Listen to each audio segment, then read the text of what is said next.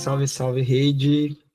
Espero que todos estejam bem, todos os presentes, as pessoas que estão ouvindo aí o podcast. Estamos iniciando mais um encontro e mais um episódio do Papo Terapia, nosso 12º episódio.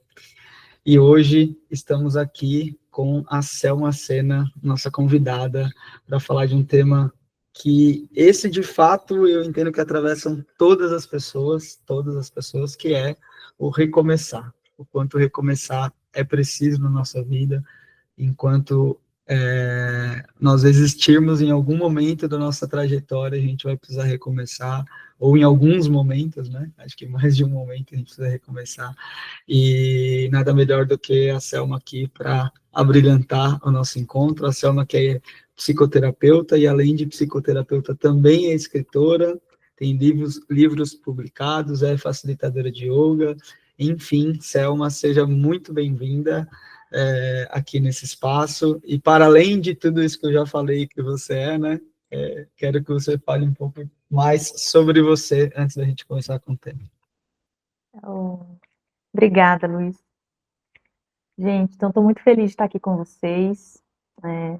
Além disso aí que o Luiz falou que eu sou uma especialista em recomeços, se é que posso falar assim. E eu acho que, na verdade, faz parte da nossa condição humana, né? A gente recomeçar. Porque, às vezes, a gente pensa em recomeçar como se fosse algo muito grande, né? Então, tem que acontecer algo muito forte na minha vida para eu recomeçar. Mas a gente recomeça de várias pequenas coisas. Eu acho que cada dia que a gente tem que enfrentar alguma dificuldade, talvez a gente esteja fazendo pequenos recomeços, né? Pequenas mudanças de rota, pequenas avaliações, e aí a gente vai se reposicionando na caminhada para tornar ela mais nossa. Então, boa. eu Quando você acredito fala que... especialista em recomeçar, por que você acha que é especialista? São muitos recomeços? Primeiro que eu já mudei muito, né, Luiz? Sim, eu cheguei a te falar que eu sou uma... Eu costumo me falar que eu sou uma baiana nascida em Minas. Então, meus pais moravam na Bahia. Eu nasci em Minas Gerais por uma questão de prudência, porque a cidade era muito pequena. Minha avó ficava com muito medo da minha mãe. Minha mãe já tinha uma condição na época que era uma... Existia um risco da gente ter alguma complicação, porque ela tem o sangue O negativo e os filhos O positivo. Então, ela tinha que tomar uma vacina, é a eritroblastose fetal, se não me engano.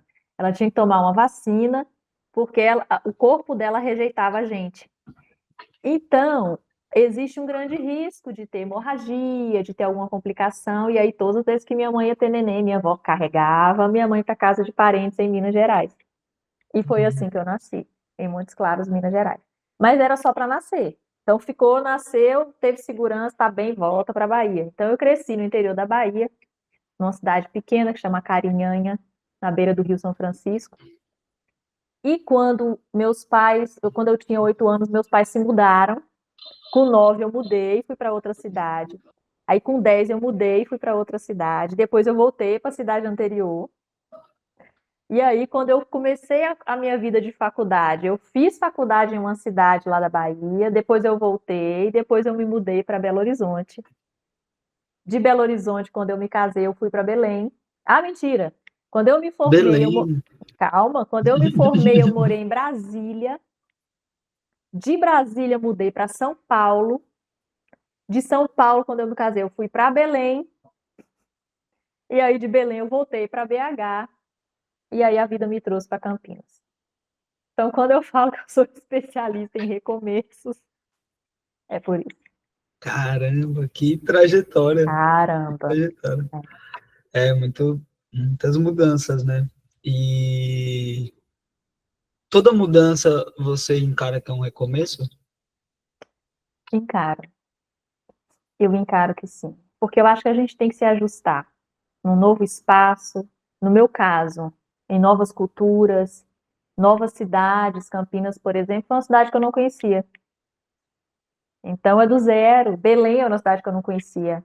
Totalmente do zero. Então, só que eu acredito que eu tenho uma capacidade de adaptabilidade muito boa, né? Uhum. Eu sou uma pessoa que Eu tenho certa abertura para conhecer e explorar, e como uma boa sagitariana, eu sou um viajante. Então, eu não tenho muita dificuldade de entrar naquele lugar, provar comida, ver o que que é bom, conhecer o que que tem de bom em cada lugar. Então, eu tenho muita facilidade com isso, mas eu acredito que é preciso recomeçar cada vez que a gente sai da nossa zona de conforto, digamos assim. Esses pequenos Uhum. recomeços que eu costumo dizer, é porque quando você vai para um lugar que você não tem a familiaridade, você está saindo da sua zona de conforto, né?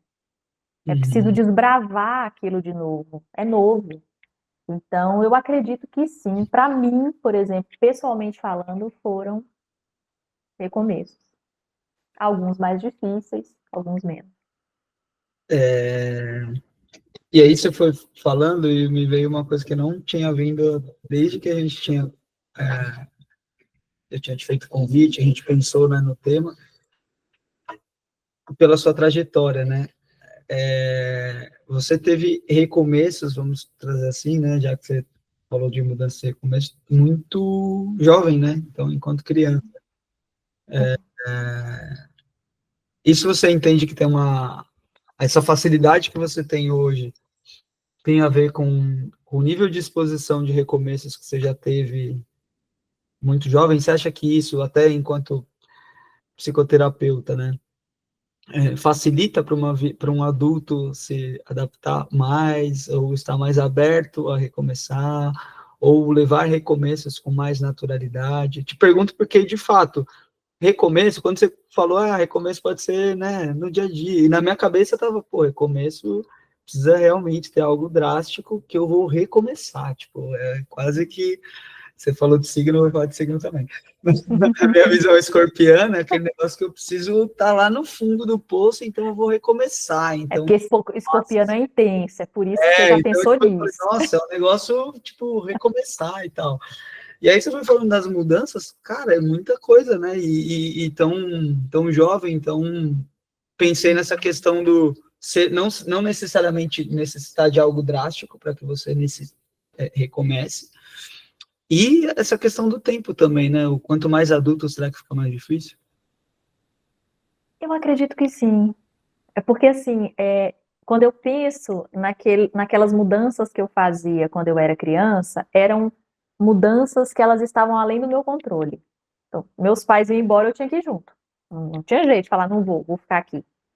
Então, eu ia me adaptando, porque era o que era preciso ser feito. Eu acho que quando eu fui ficando mais velha e fui percebendo que tenho a possibilidade de escolha, eu acho que aí começa a ficar um pouco mais difícil, porque e outra coisa, eu acho que assim, eu acho que a gente chega num momento da vida, que eu não sei se todo mundo chega, mas eu acho que eu cheguei, né? Eu vou fazer 43 anos agora em dezembro.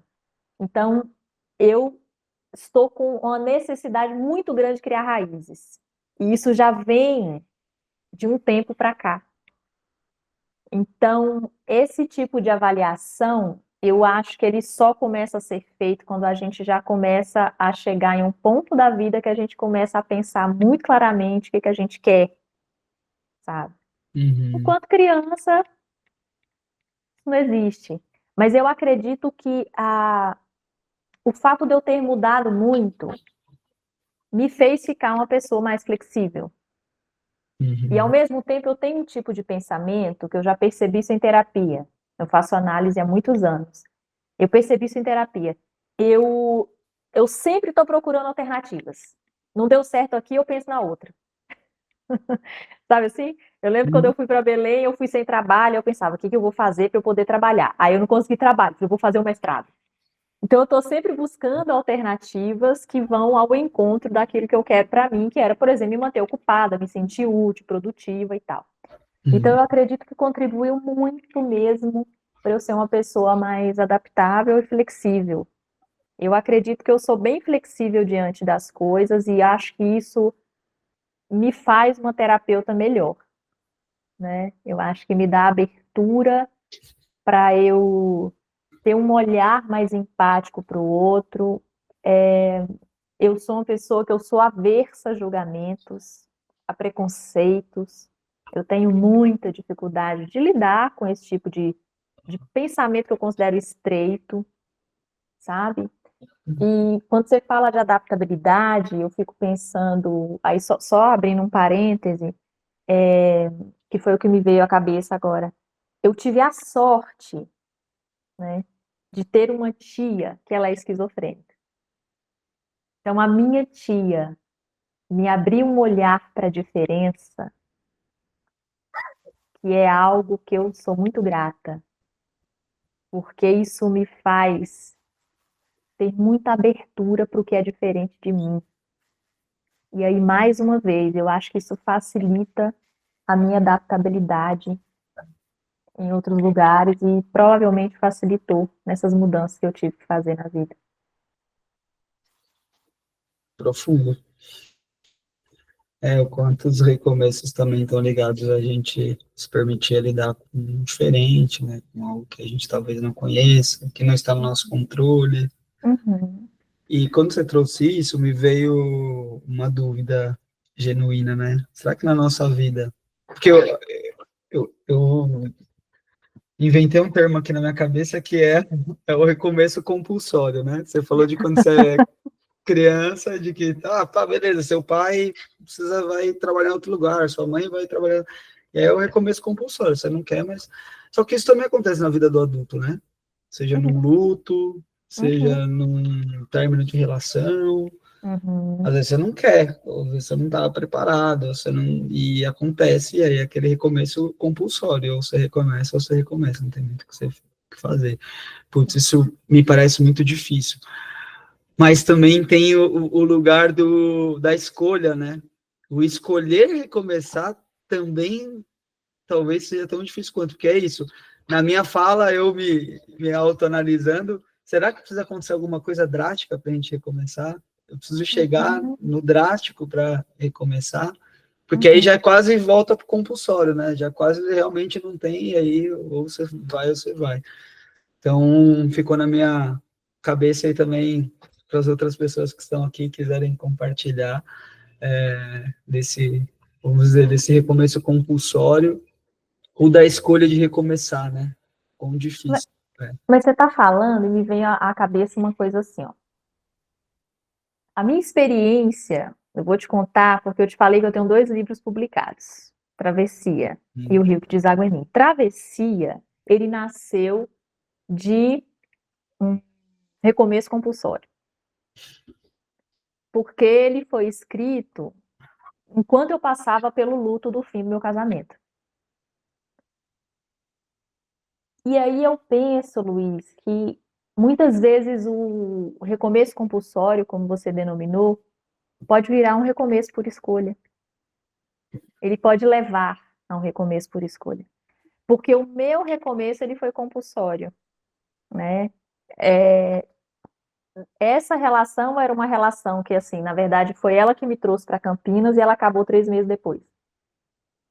Então foi um luto muito difícil, porque eu fiquei numa cidade sozinha que eu não conhecia, que a princípio eu não queria nem vir, porque eu adoro Belo Horizonte.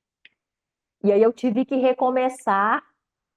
Acho que foi o recomeço mais difícil que eu já tive na vida, né?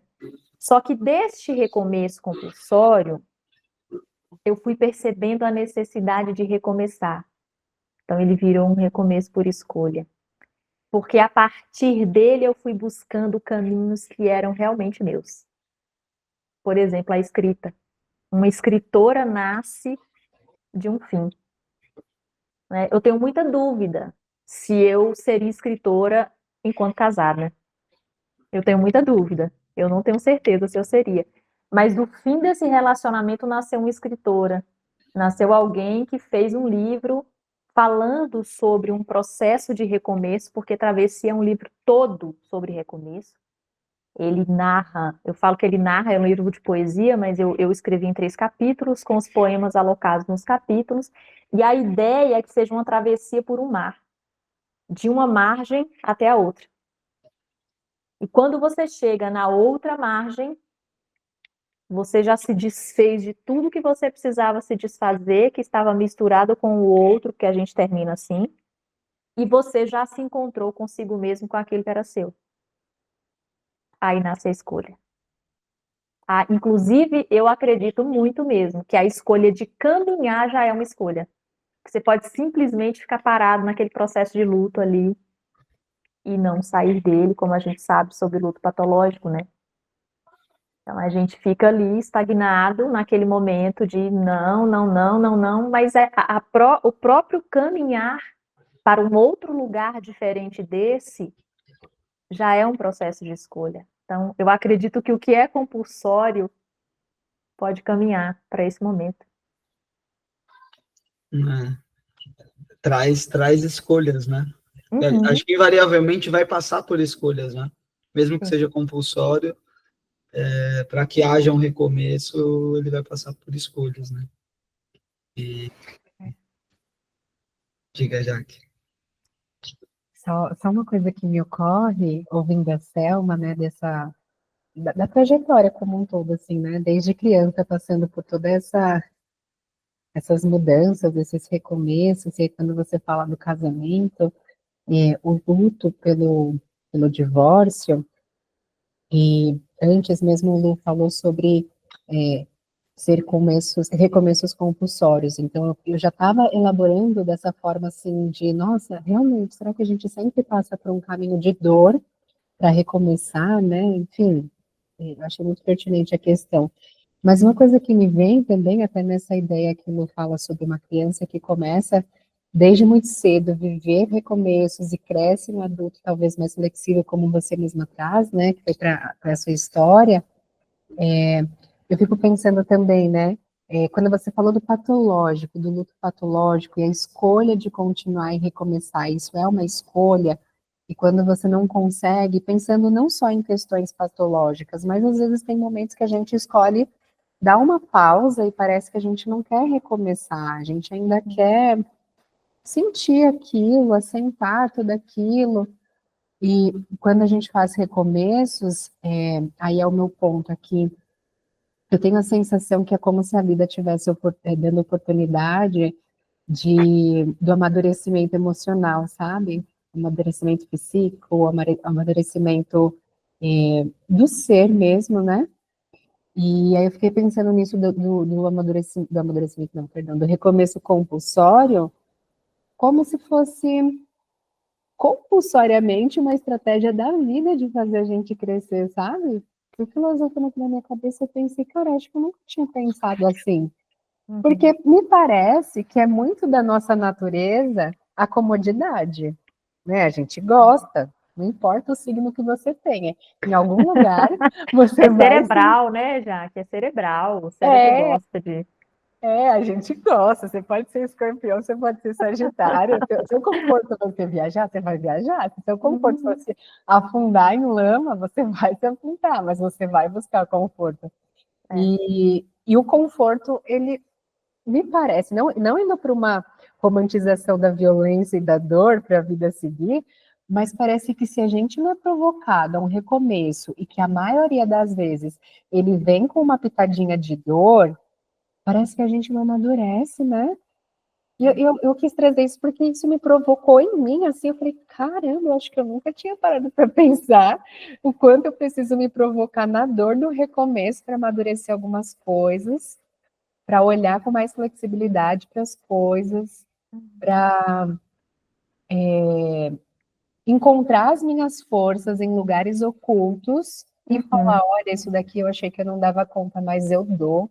Porque se Uhum. eu passei essa travessia, gostei também do nome do livro, se eu passei por essa travessia, se eu atravessei esse mar, seja a nado, a barco, ou o que for, eu sempre vou dar conta de uma coisa maior lá na frente. Isso me amadurece, isso me fortalece, né? Eu, eu, eu senti isso, assim, quando você foi trazendo.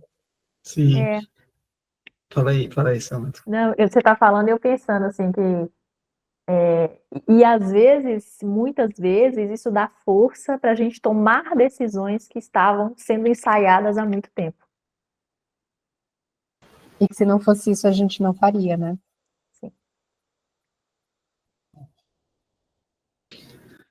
Outra coisa que me veio é isso, esse encontro é sobre isso, as coisas vão surgindo. Quando eu penso recomeço, eu não sei vocês, me parece uma coisa muito individual. Tipo, se eu penso no recomeço, né, você falou da travessia, na minha cabeça vem sempre um fim do coletivo, seja por um relacionamento, seja por um luto de um amigo, de um pai, de um filho, E aí eu me vejo ali sozinho, ainda no meu olhar drástico escorpiano, tá, gente? Eu me vejo ali sozinho e falo, putz, beleza, agora eu vou fazer escolhas por mim, porque até então eu estava pensando também coletivamente. E aí eu iniciei a minha travessia, inicialmente olhando individualmente, mas no final da travessia parece que é um olhar individual para eu estar preparado para o coletivo novamente, para receber um coletivo novamente, de uma forma mais saudável e tal.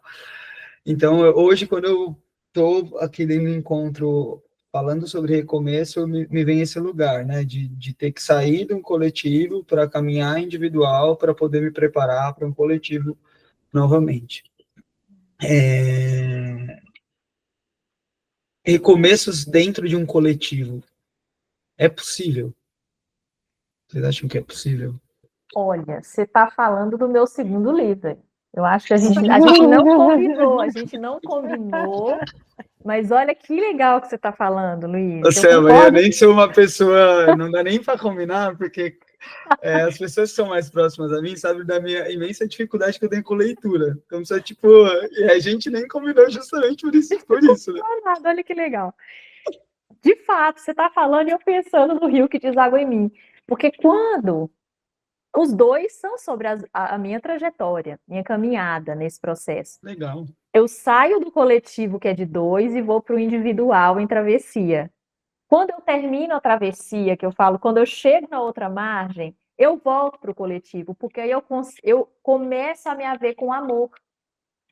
Então, passei pelo luto, já passei por todas as fases, estou lá, fiquei só, nananã, e aí eu começo a querer amar de novo. E aí eu começo a olhar para fora. E aí eu penso em fazer esse livro, que chama O Rio que Deságua em Mim, não só uma homenagem para as minhas raízes, porque eu cresci na beira do Rio São Francisco, mas porque, para mim, a analogia que eu fiz dessa vez, por exemplo, travessia, luto, dor, recomeço, eu pensei no mar. Quando eu penso em amor, eu penso no rio. E aí eu começo a falar desse amor, porque é um amor que hoje em dia a gente está muito vendo nas redes sociais. É um amor que é diferente da minha adolescência, que a gente estava cara a cara, olhando para as pessoas, conversando. Hoje a gente interage de outra forma. Então, é olhar para esse outro e perceber como é que eu sinto esse outro, como é que eu me relaciono com esse outro, ao mesmo tempo que amor é esse, que é possível, né, hoje em dia. E aí eu faço essa analogia desse navegar por um rio, mas no sentido inverso. Então, ao invés de ir da nascente para a foz, da foz até a nascente. Por quê? Porque a gente vai de fora para dentro. Muito, muito, muito interessante. Porque o dentro, ele é onde tem a fonte. O amor, ele sempre vai de dentro e ele precisa ir de dentro. Eu costumo dizer que a gente precisa estar com essa fonte muito bem cheia, para a gente não levar para o outro aquilo que falta. Caralho, né? Essa foi... Então, a minha ideia, quando eu pensei em escrever o livro, foi isso. Eu não consegui pensar num rio. Eu pensei até nascente, leito e foz. Eu falei, não. É foz, porque a foz é quando você tá naquele olhar para o outro e ainda lá com medo, sem saber, vou, não vou, o que que é isso? É dúvida, né? E aí, quando você vai para o encontro, você está no leito, porque no leito a água está correndo ali. E aí, isso vai caminhando para a nascente, que é onde tudo transborda. É onde tem um transbordar. Né? Então, eu acredito muito no que você falou. Eu acho que esse é um movimento real, sim. De um coletivo para um individual e de volta para um coletivo, até porque nós somos seres sociais, né? Sim, somos seres sociais. Como diz Ediane, nós somos mamíferos. Nós Sim. precisamos do vínculo, né? Total. Mas, invariavelmente, acho que vai passar por essa individualização, né? E acho que Talvez aí more um pouco da dificuldade quando a gente fala do recomeçar, né? Não sei para vocês, mas muitas pessoas que eu converso, que eu atendo, essa dificuldade do recomeçar, acho que o ponto mais da maior dificuldade é quando começa a lidar com as questões internas, porque é isso, a partir da minha perspectiva, das minhas escolhas, do que eu deixei de escolher, como você falou, né, e se responsabilizar dentro desses processos, né, não se culpar, mas se responsabilizar dentro desses processos que no coletivo ficaram, né? Morreram junto com aquele coletivo, seja por um luto de um relacionamento, seja por um luto de uma morte, mas que morreram com aquele coletivo, né? Como recomeçar a partir do eu, né? A partir do que eu acredito, a partir do que eu não acredito. Eu acho que, pelo menos nos processos que eu acompanho, assim, é o ponto mais de dor, assim. E é curioso, né? Porque é quando a gente está falando da gente, né? Não é do coletivo. E essa é a hora que a gente tem vontade de sair correndo, né? Da terapia, pelo menos, a gente tem vontade. Já teve momentos que eu tive vontade de sair correndo no meu processo, né? Lá quando eu estava vivendo tudo aquilo. Nossa, era muito difícil. E assim, a escrita para mim foi um amparo muito grande. A minha escrita ela foi terapêutica.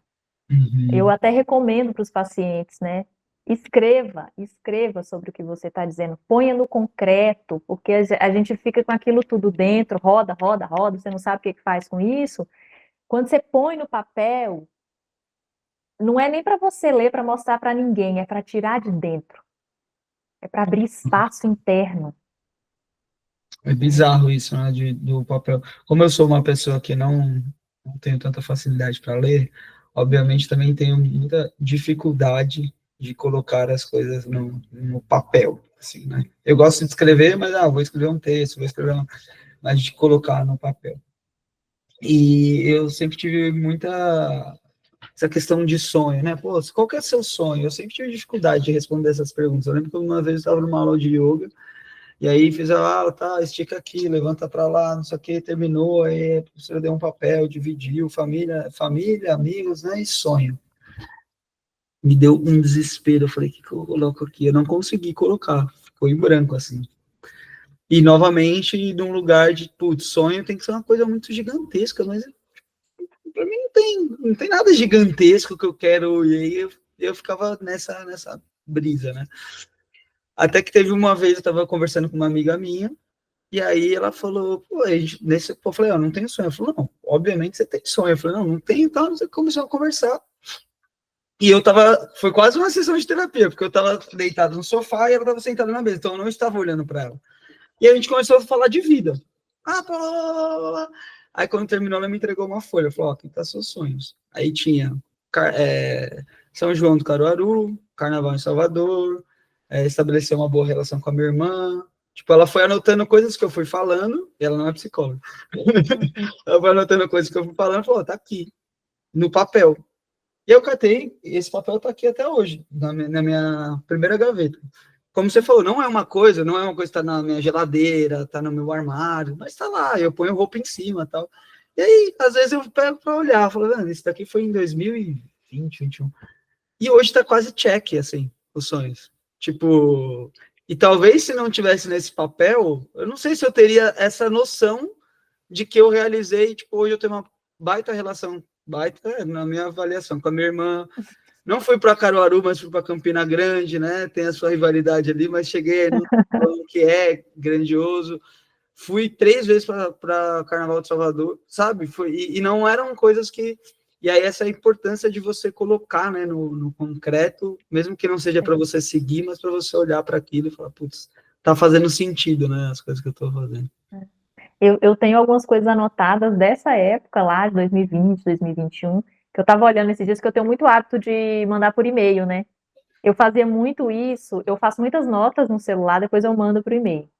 E aí, na época que eu estava passando pelo luto, eu escrevia como se fosse um diário. Então, eu colocava data e toma ali escrita, porque na hora que a coisa vinha, escrevia. E aí eu tinha quase um diário. Então eu mandava para o e-mail. E aí, né, dentro dessa escrita, que para mim eu considero muito catártica, porque na época me ajudou a elaborar muitas coisas, mas muitas. Praticamente eu elaborei esse processo todo escrevendo, fazendo terapia, mas escrevendo, e eu li para minha terapeuta, eu lá escrevi isso, e na época eu compus música, então assim, foi uma coisa que eu precisava botar para fora de todo jeito. Eu escrevi muitas coisas que eu queria, e foi muito interessante, porque esses dias eu estava olhando o e-mail, e aí, dentre algumas coisas que eu tinha escrito, eu fui olhar, porque o que eu tinha mandado estava lá embaixo de tudo, assim, nas mensagens lá de 2021, e tinha coisas que eu já tinha realizado, que eu tinha escrito, fazer formação em psicanálise, que era um desejo que estava começando lá na minha cabeça, né, algumas coisas, e eu falei, gente, olha que coisa fantástica. Sim. Aconteceu. E dentro do processo de recomeço, você avalia isso como fundamental, a escrita é uma das formas, né? Mas a forma de você colocar as coisas para fora, seja para reorganizar, seja para direcionar. E aí aqui, gente, quem está ouvindo, quem está aqui, não é papo de coaching não, tá? De 3 passos para a felicidade, mas é próprio, né? Acredito. Inclusive a própria terapia, né? É uma forma de colocar para fora, e eu acho que a terapia, assim, tem algo fantástico que a gente se ouve, né? Então, quando a gente fala, a gente se ouve. A gente tem, em tempo real, um feedback que muitas vezes é dado pela nossa própria escuta. Porque, às vezes o profissional não vai falar nada, né? Mas você está se ouvindo quando você está falando, e você está colocando para fora. E, ao mesmo tempo, existe um processo de elaboração ali, quando você está falando o que você está sentindo. Você está pensando sobre aquilo. Mas eu acho, sabe, Luiz, assim, que quando a gente, né, que estuda trauma, teve a oportunidade de fazer formação com a Ediane, eu acredito que uma forma da gente colocar para fora também é através do corpo, através da expressão. Uhum. Para mim, por exemplo, a escrita foi uma delas, mas na época eu aprendi a tocar o ukulele. Então, a minha expressão artística, de compor música, de colocar isso para fora de outro jeito, cantar, a gente sabe que regula, né, Uhum. ajuda no nervo vago. Então, assim, eu não sabia de nada disso na época. Eu estava começando. Eu lembro que eu acompanhava a Ediane na travessia. Então, assim, para mim era um bálsamo acompanhar entender um pouco do que estava acontecendo comigo. E eu fui fazendo intuitivamente muitas coisas que hoje eu sei que são recursos terapêuticos para o que eu estava passando. Então, eu acredito que colocar para fora, tirar de dentro, qualquer que seja a forma que você considere que funciona para você, porque tem gente que não vai querer escrever.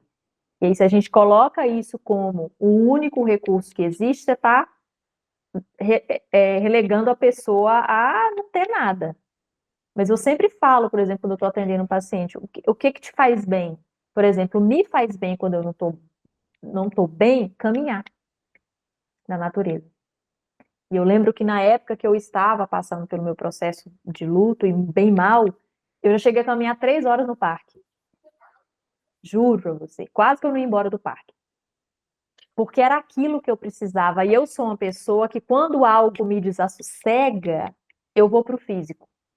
Então, eu vou lavar, eu vou arrumar a casa, eu vou lavar a louça, eu vou lavar roupa, porque eu tenho a sensação que libera o mental, sabe?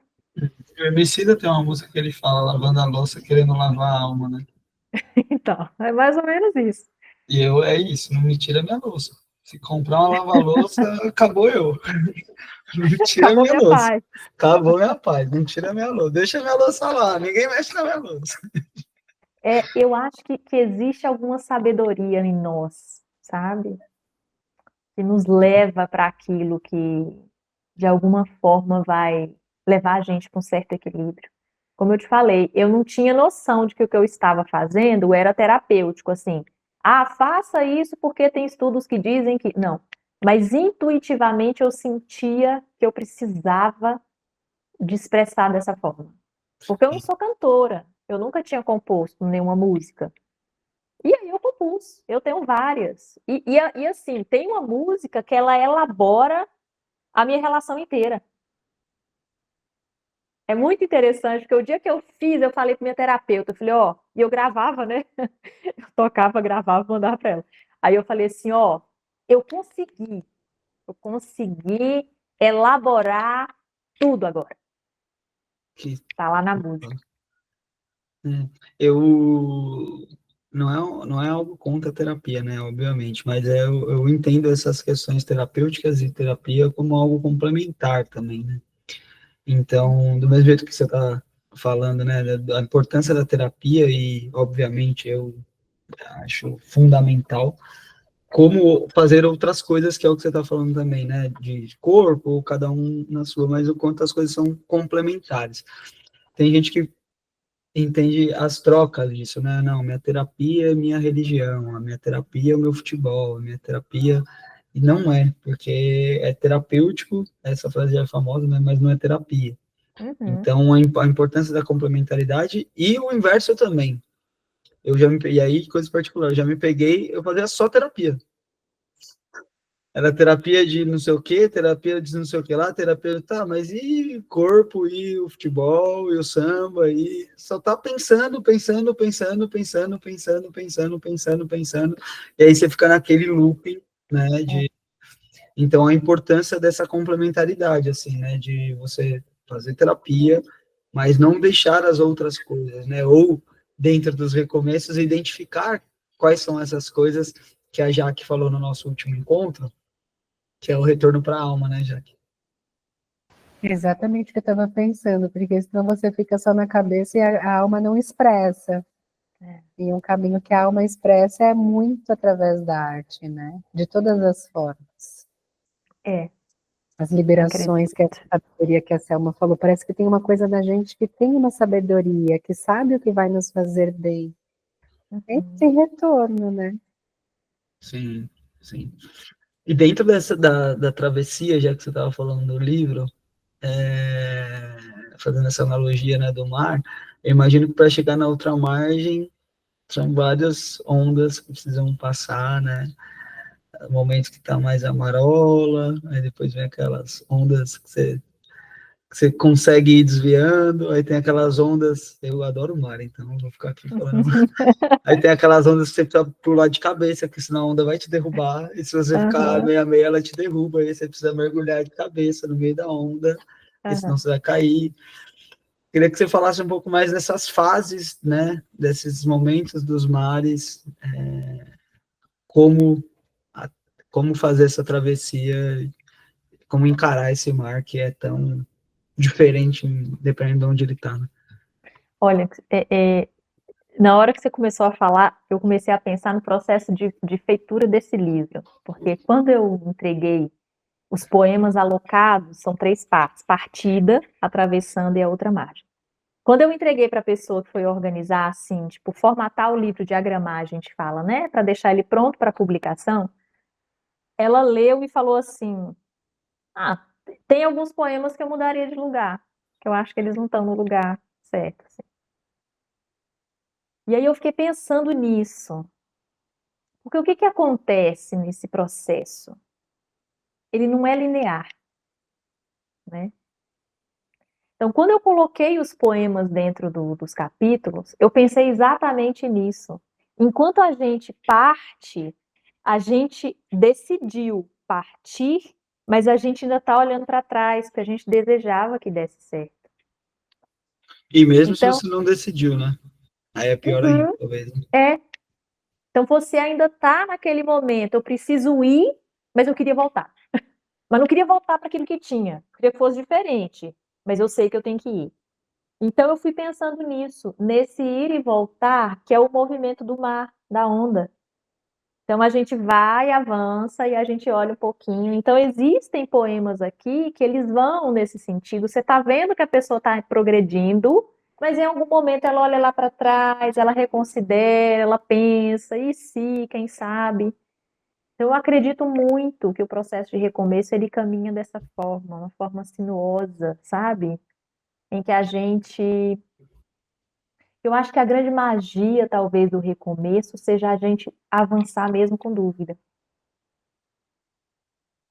Porque mesmo que você não tenha certeza, e a gente nunca tem, de que aquilo que a gente está escolhendo é o melhor que a gente poderia escolher, é preciso acreditar. É preciso ter fé. E a dúvida, ela é contramão do controle, né? E a gente vive numa sociedade totalmente, assim, controladora. Nós, enquanto seres controladores, né? De querer controlar nossas emoções. O que que eu posso fazer para minimizar tal coisa? É essa pergunta, né? Como que é o mar? Me fala aí como é que é o mar, porque, né? O que que eu vou encontrar lá na outra margem? Será que vai dar É, tudo certo? Será que eu vou chegar lá bem, maravilhosa, reconstruída? Ou não? Ainda vou ficar pensando? Talvez não. E eu os acredito que. processos de se culpar ou de Uhum. se vitimizar, né? Eu acho Ou de que achar que a gente vai estar pronto. Quando eu chegar lá na frente, estarei pronta. Pronta para. Não vou estar completamente pronta, né? Porque a vida é essa construção, né? diga, Jaque. A Selma usou uma palavrinha pequena, mas tão grandiosa, que é a fé, né? Gosto muito. E só complementando, na minha visão, esse ponto, que para os recomeços precisa de muita fé, porque justamente por ter que abrir mão do controle, a gente não sabe o que vem lá na frente. E a gente até pode perguntar para alguém o que que tem, né, nesse mar, o que é esperado, tem buraco, não tem, as ondas quebram ali ou quebra colar, mas é muito teórico. Quando você entra naquele mar, é só você com você mesmo e o quanto que teu corpo dá conta de surfar aquela onda, de passar aquela onda, de mergulhar. E isso me vem muito, assim, me veio lembranças aqui dos meus recomeços, o quanto foram atos de fé. Mesmo quando compulsórios, né, empurrados pela vida, pela circunstância, e outros quando foram por escolhas, e vem muito o quanto é importante esse lugar de uma fé, e não necessariamente falando de um lugar de religiosa, mas a fé no invisível, para mim é importante, mas assim, em mim, né, mais uma vez, assim, o quanto eu vou dar conta daquilo, e eu vou dar conta daquilo. Eu tenho que dar conta daquilo, eu tenho que ter fé em mim que eu vou conseguir fazer esse recomeço acontecer. E aí a Selma falou da fé, me veio isso assim muito forte, me trouxe essa lembrança, esse firmamento assim também. Para mim é um firmamento, acho que é isso, o firmamento do recomeço, sabe? A certeza de que vai, você vai. Mesmo na dúvida, você vai. Você tem que ir, você não tem escolha, você não Você tem tem que ir. opção. É. Uma vez que o caminho que está atrás já não serve mais, só existe o que está à frente, né, Jaque? Mesmo sem ver o que é. Muito legal isso. Tem que anotar, velho. É, muito bom. Gente, eu posso ler um poema do Travessia que Ô, fala por sobre favor, recomeçar? por favor.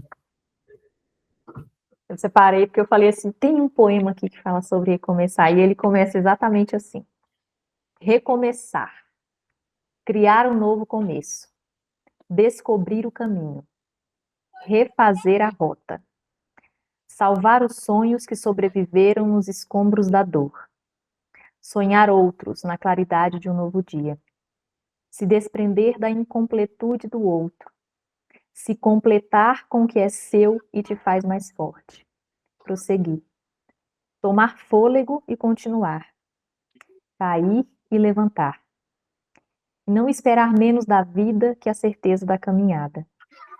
E nesse percurso, se atentar às mãos estendidas, que o universo generosamente traz para suavizar a jornada. Que lindo! Porque eu Lindo. acredito muito, sabe? Quando a gente falou desse caminhar em direção ao coletivo, é porque geralmente, e ainda bem, que nesses momentos, nesse caminhar em direção a si, algumas mãos elas se estendem no caminho. É a importância da gente olhar com generosidade para isso, né? tem esse lugar que aconteceu comigo e eu preciso resolver. Talvez eu estou falando de um lugar mais masculino também, do quanto a sociedade coloca, né? E a gente abraça isso de, não, sou homem, vou conseguir resolver, eu vou passar por isso, eu não preciso de ajuda. E como é lindo, né? Isso, né? No coletivo, das mãos estendidas, né? Muito bom. Acho que não tinha momento melhor para a gente encerrar aqui, para quem está ouvindo nosso podcast. Fica aqui o convite para a participação dos próximos encontros. Nós que estamos aqui presentes ao vivo, vamos continuar aqui nosso bate-papo. Mas para quem está ouvindo aqui no podcast, eu queria agradecer pela atenção até o momento.